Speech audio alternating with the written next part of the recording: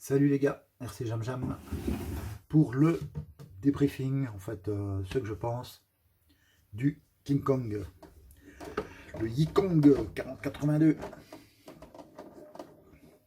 qui a subi pas mal de choses pendant les vidéos de test. Donc j'y suis allé un peu fort, c'était un peu le but de la vidéo, enfin des vidéos, pour vous dire un peu ce que j'en pense. Bon, alors, on va commencer par la radio.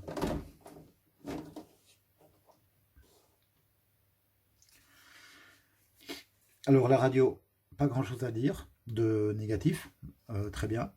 Ici le volant est en plastique, moi j'aime pas trop, donc on peut mettre une bande en caoutchouc autour du volant. Donc là il suffit de prendre une chambre à air de vélo ou quelque chose comme ça, couper une rondelle et c'est caisse.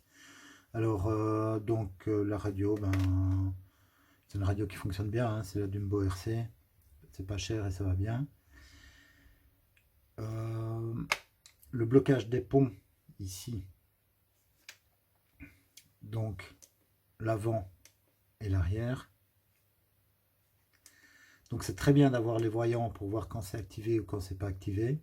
Seulement, le souci, comme c'est des petits boutons poussoirs, si en roulant on ne regarde pas la télécommande et on appuie sur les boutons, on n'est pas toujours sûr d'avoir bien appuyé ou pas. Donc on est obligé de regarder la télécommande pour voir si le bouton est bien allumé ou pas, si on a bien appuyé dessus. Et donc, comme ça s'est passé, comme vous l'avez vu dans mes vidéos, si on a la caméra sur la tête, hop, on a chaque fois la tête qui bouge vers le bas. Et ça, c'est un petit peu embêtant pour le film, puisque l'image va de haut en bas chaque fois qu'on regarde la télécommande. Tandis que, donc là c'est un avantage pour Traxxas, donc tandis qu'avec le TRX4, eh bien c'est un interrupteur à bascule.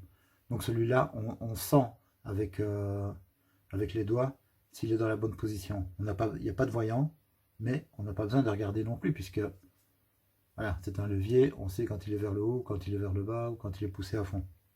Voilà, donc là c'est un avantage désavantage. Donc. Sinon, rien à dire hein, pour la radio, c'est nickel. Alors ici, je vais vous dire ce que je pense de moi, perso, de la bestiole. Je vous fais pas un descriptif complet de la bête, ça, Mani l'a fait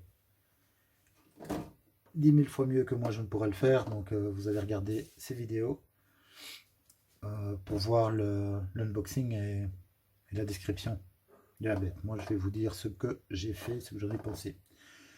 Bon, la carrosserie.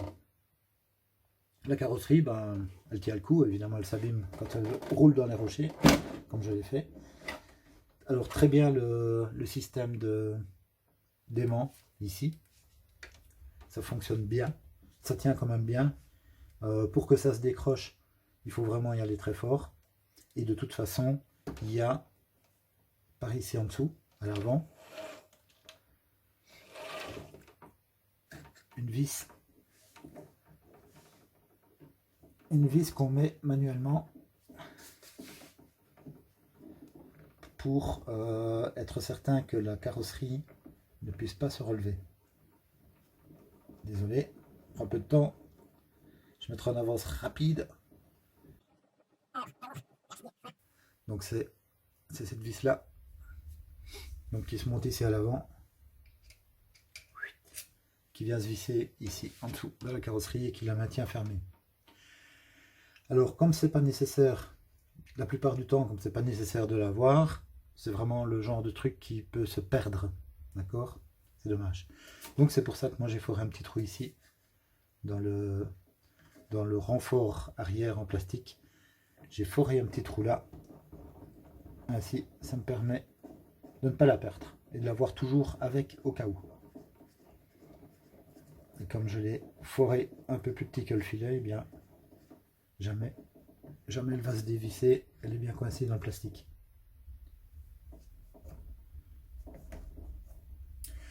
Alors, ce qu'il y a de super, c'est que le moteur est suffisant, puisque c'est un gros moteur brushed. Il y a pas besoin, pour moi, il n'y a vraiment pas besoin de le changer en brushless. pas besoin de faire d'upgrade parce que il est super costaud au point de vue puissance et au point de vue autonomie, eh bien, on roule 1 h 30 avec une batterie de 4500 ou de 5000 mAh en 4S, donc c'est nickel. Tous les servos ont tenu le coup, enfin tout a tenu le coup sur la machine. Je pense n'avoir rien cassé. Oui, un rétroviseur. Donc il y a un rétroviseur qui me manque ici, je l'ai perdu. Ça c'était dû au choc, hein. C'est entièrement de ma faute. On ne peut pas reprocher ça à la voiture. Alors, ici la barre de LED, eh bien, malgré tous les chocs, elle a tenu le coup. Tous les feux, les phares aussi ont tenu le coup. Alors, vous savez qu'il y a un petit souci au niveau des feux. Donc, il y a les feux arrière qui ne s'allument pas, par exemple. Donc là, je pense qu'il y a eu un problème au montage. Je ne sais pas si c'est uniquement sur mon modèle ou si c'est sur toute une série. De toute façon, avec un fer à souder, on peut régler le problème comme on veut, puisque tous les fils sont là, disponibles. Je ne l'ai pas encore fait. Pourquoi? Parce que sur le récepteur, donc c'est le récepteur d'Umbo RC avec qui est très bien parce qu'il a donc beaucoup de canaux d'un côté et de l'autre côté il a intégré le boîtier pour gérer toutes les LED. Et donc ça, quand on l'achète à part, bon, c'est des boîtiers à part, etc., ça prend de la place, tandis qu'ici tout est en un. Bon, je vais peut-être vous le montrer. Donc ici il y a aussi un support pour la paille de l'antenne, mais elle n'est pas dedans. Et moi ça me va très bien, le fil comme ça. De toute façon c'est pas le genre d'engin qu'on pilote à 300 mètres de distance. Et moi ça me va très bien d'avoir un fil comme ça, tant qu'il ne va pas se prendre dans les éléments. Pour moi, il n'y a pas de souci. Je l'ai déjà fait sur d'autres véhicules.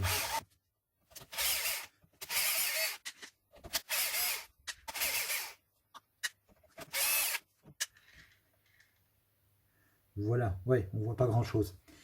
Je vais pas tout défaire parce que sinon j'aurais du mal à remettre les fils. Donc ici, d'un côté, on a tous les canaux et de l'autre côté, on a toutes les connexions pour les lampes. Donc avec toute la gestion, quoi, hein, les feux stop, les feux de recul, les clignotants, etc. Donc ça, c'est bien. Mais donc pourquoi est-ce que je n'ai pas, je reviens à ce que je disais, pourquoi est-ce que je n'ai pas encore modifié le câblage?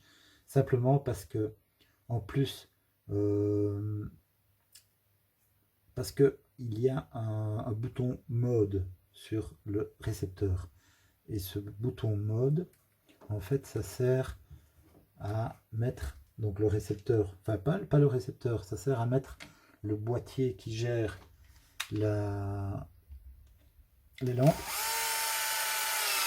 Je vais y arriver.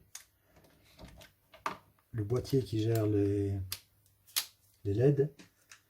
Et bien ce bouton mode qui se trouve sur le récepteur, ça permet donc de passer dans des modes différents. Et j'ai déjà regardé un petit peu sur internet, j'ai pas encore trouvé la signification de ce bouton là, parce que je pense que pour les lampes, pour les LED, on peut avoir par exemple un mode démo, ça clignote, ou un autre mode, ou un autre mode, ou un autre mode. Donc je sais pas, si quelqu'un connaît la signification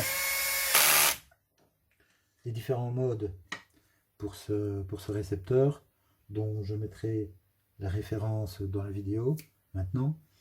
C'est un X6DC quelque chose comme ça. Je regarderai ça lors du montage pour mettre la référence du récepteur qui fait boîtier pour les lampes aussi. Voilà, voilà.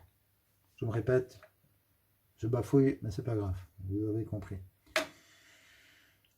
Que dire d'autre pour le moment? Ici, ah oui, le bac à batterie. Le bac à batterie, il est bien.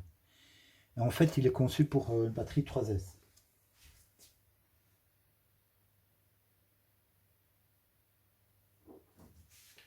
Donc si on prend des batteries 3S, ça passe bien ici en dessous du support arrière. On met les scratchs et pas de souci. Ok. Seulement pour les batteries 4S, ça ne passe pas en dessous du support. Et donc ce que j'ai fait, j'ai simplement et proprement enlevé une partie du support arrière. Donc il peut toujours servir, mais si on a une batterie 4S, eh bien elle passe devant la découpe que j'ai faite ici. Je vais vous montrer. Donc ça permet de mettre par exemple une batterie hardcase de dimension normale. Ici c'est une 6S, mais bon, je ne mets pas de 6S dans la Jeep évidemment. C'est les mêmes dimensions qu'une 4S, donc c'était pour vous montrer la taille de l'emplacement. Alors j'ai roulé un petit peu dans l'eau, et comme vous voyez, bon, j'ai pas encore nettoyé la bestiole, donc comme vous voyez, ça protège les garde-boue intérieurs ici, protège quand même assez bien, même très bien, on peut dire, l'intérieur des éclaboussures, etc. Alors, ouais, pour l'eau, j'en reviendrai quand je parlerai des roues et des pneus. Voilà. Alors, ce que j'ai fait directement, ouais, donc on a les barres anti-roulis. Je les ai essayées, pour moi ça ne fait pas une différence sensible. Voilà, donc je m'ennuie pas avec, je les ai enlevées.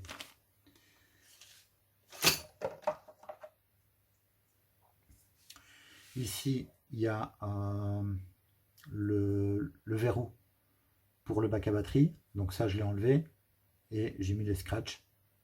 Donc moi je préfère les scratchs, comme ça on peut adapter à toute taille de batterie, et les scratchs c'est quand même quelque chose qui fonctionne très bien, qui tient bien.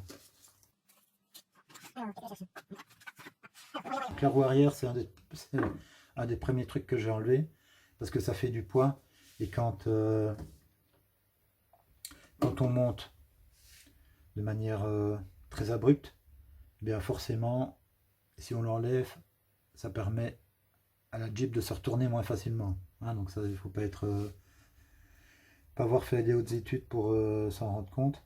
Mais en enlevant la roue arrière, qu'est-ce qui se passe? Il y a l'élargisseur qui se trouve ici, eh bien reste lui sur la Jeep. Et donc ça vous fait comme ça une extension métallique qui reste sur la voiture, et donc ça c'est pas génial. Donc pour l'enlever, j'ai dû aller par l'intérieur de la carrosserie pour enlever la vis qui se trouvait à l'intérieur et qui maintenait cet élargisseur, de manière à ne pas avoir quelque chose qui dépasse trop fort ici. Voilà.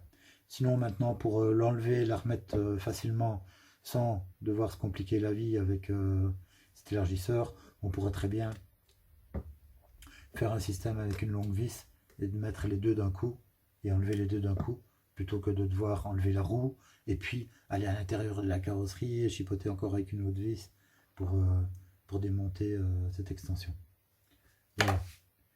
Donc ça, c'est tout ce qui concerne l'extérieur de la carrosserie. Pour moi, il n'y a pas plus à dire.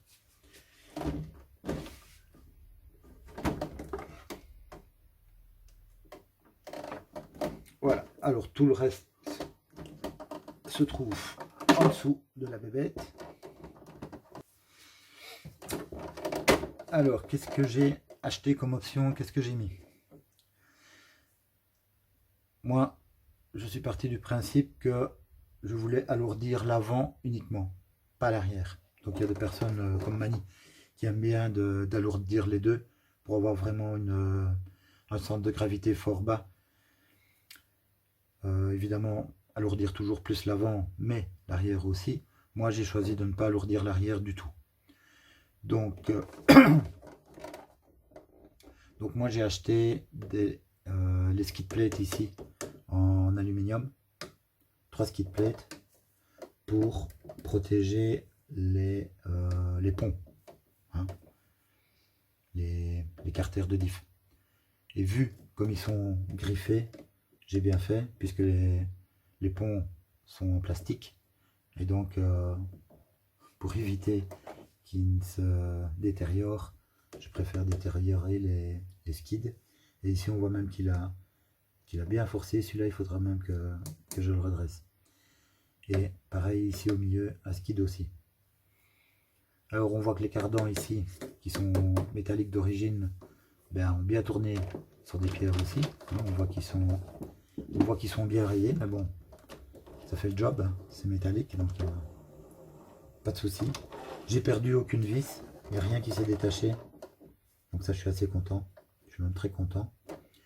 Vous avez vu la vidéo où je roule avec un TRX4 et on voit que ça se passe bien. Il se défend bien par rapport au TRX4, il se défend quand même bien. Bon, maintenant il a un avantage de l'échelle évidemment. Il a un plus grand empattement, plus grande garde au sol. Donc quelque part c'est normal qu'il aille au moins aussi bien que le TRX4. Alors quoi d'autre? Eh bien j'ai acheté tout ce qu'on pouvait acheter ici dans les moyeux pour alourdir. Donc ce sont les options. Vous pouvez les trouver sur AliExpress, hein, donc vous tapez le nom du modèle, donc YK4082, et vous triez ça par prix, vous prenez les prix les plus petits et donc vous aurez toutes les options. Bah Dexter, comment ça va?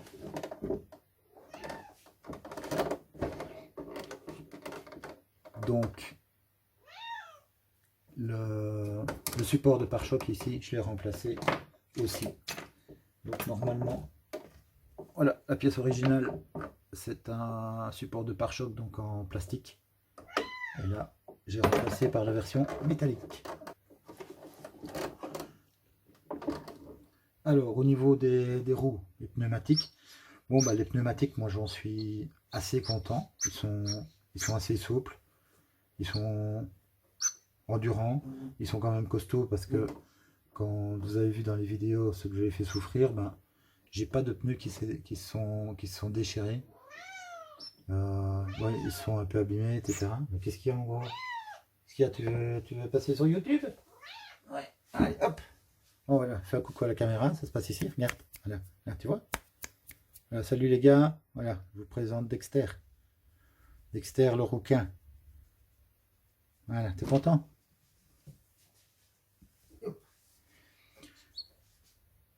Donc les roues, oui, ben ouais, j'en suis content. Donc ici évidemment, comme j'ai fait le zozo avec la voiture, évidemment le tour des roues ici c'est un peu griffé, abîmé, ben ça c'est normal avec ce que j'ai fait.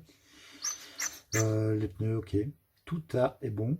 Je pense que j'ai fait une photo aussi de l'intérieur des roues. Donc comme ce sont des bedlocks, donc là c'est l'avantage, il vaut mieux avoir une visseuse hein, quand il y a un nombre de vis comme ça. L'avantage c'est qu'on peut démonter, remonter, démonter, remonter. Et donc j'ai démonté les avants pour lester de plomb.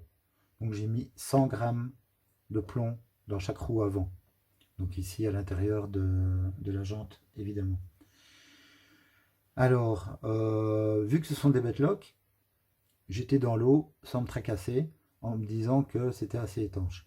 Eh bien non, puisque les jantes sont trouées, hein, on l'entend et on le voit ici. Et en fait, c'est logique, sinon le pneu ne pourrait pas s'écraser. Voilà, donc là j'étais un peu con. Et donc même en roulant doucement dans la flotte, ben, il y a de la flotte qui s'est bien rentrée dedans, les mousses étaient mouillées. Donc heureusement que je les ai démontées pour les lester avec du plomb. Sans ça, je ne me serais pas rendu compte connement que les mousses étaient imbibées d'eau. Donc j'ai démonté bien sûr les 4, j'ai fait bien sécher les mousses, etc. J'ai tout remonté quand c'était bien sec et je n'irai plus dans l'eau. Voilà. Ou alors je redémonterai les roues. Bon, et bien voilà, je pense que c'est tout ce que j'avais à dire là-dessus. Si vous voulez mettre des options, il faut retourner sur AliExpress de temps en temps ou dans vos magasins français, bien sûr. Parce qu'il y a des options, il y en a de plus en plus pour ce modèle. Et c'est bien, dans un sens que ça vienne un peu comme ça au compte-gouttes. Ça crève pas trop le budget. Voilà, moi j'en suis content comme il est là, donc je continuerai de temps en temps à regarder des options et peut-être encore racheter quelques options si ça me plaît. Je vais aussi le renettoyer parce que là il est toujours crasseux je n'ai rien fait depuis toutes les vidéos. Il est abîmé aussi un petit peu, donc je verrai peut-être pour lui refaire une peinture, je verrai bien. Ouais, un petit défaut quand même, c'est que donc là la peinture est orange brillant parce que ça a été peint donc par en dessous, par l'intérieur de la carreau qui est en Lexan, mais les parties noires sont en mat et donc ça s'est peint au-dessus. Et donc comme vous voyez ici, eh bien quand vous prenez des coups, des grattes, eh bien c'est l'orange qui ressort. Donc ça c'est un petit peu dommage, mais bon, aussi un petit coup de papier de verre, un petit coup de bombe, et c'est reparti. Vous voyez par exemple les ailes ici, quand ça frotte, eh bien, ça repasse orange évidemment. Voilà, mais bon, ça c'est le même cas pour toutes les carreaux qui ont des peintures mates. Hein. Voilà, voilà. Merci d'avoir regardé la vidéo et à plus les gars, bon amusement sur les pistes. Ah oui, très important. Le Vario, au départ, pour moi, n'est pas du tout configuré, n'est pas du tout bien configuré pour faire du scale crawler. Par exemple, il n'y avait pas assez de freins. Ça, c'est un truc évident qui se voit sur les premières vidéos. Sur le premier épisode, par exemple, j'en parle, sur l'épisode 0. Et donc, j'ai dû modifier les paramètres. Donc là, j'ai pris conseil et par moi-même aussi, j'ai modifié ça. Donc là, je fournirai peut-être en vidéo une explication complémentaire ou alors je le ferai sur une photo que je rajouterai dans la vidéo. Voilà les gars. Oui, alors, putain, excusez-moi les gars, mais moi le problème c'est que j'ai une mémoire de poisson rouge et que si je fais pas la vidéo directement, ici j'ai attendu un peu trop longtemps et j'ai oublié des choses. Évidemment, mais ça j'en parle aussi dans la première vidéo ou dans la deuxième, le slipper n'était pas assez serré. Et donc, le slipper avait tendance à patiner trop vite dès que la voiture forçait un petit peu des 4 roues. Voilà. Donc, moi je l'ai revissé à fond et je l'ai desserré d'un tour, un petit peu moins. Et comme ça, il est vraiment bien pour moi. Parce que il faut vraiment que la voiture force très fort pour qu'il commence à patiner. Et c'est là que... Pour moi, c'est là que le réglage est bon. Il faut quand même qu'il serve. Il ne faut pas le bloquer à fond. Si on n'a plus de slipper, ben c'est la transmission qui va manger et qui va casser. Donc il faut que le slipper continue quand même à servir. Donc il ne faut jamais le serrer complètement à fond. Voilà. A plus les gars. Je rajouterai peut-être donc quelque chose au montage. Je verrai bien. Ou je referai une petite vidéo concernant le Vario. On verra ça. Allez, cette fois-ci, je ne vous dis plus les gars. A plus, merci d'avoir regardé et bonne journée.